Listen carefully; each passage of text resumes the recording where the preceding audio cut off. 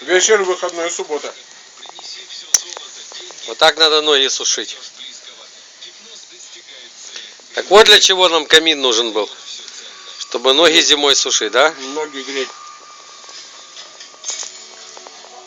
Кстати, я видел вот это камины там просматривал, то, что я тебе сбросил.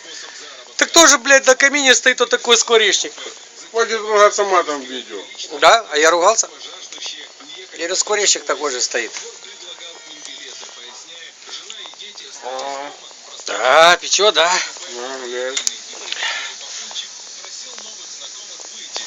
О, какое пламя. Надеюсь, не расплавится телефон. Расплавится.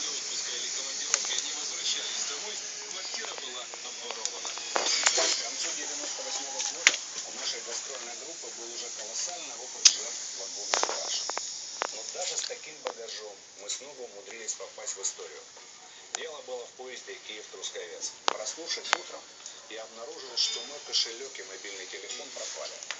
Как выяснилось, обманули не только меня. И весь вагон лишился денег и ценных вещей. Дубленок, фотоаппарат и прочее. Самое интересное, что никто из потерпевших ничего не помнил. Я позвал продавца, пришла женщина.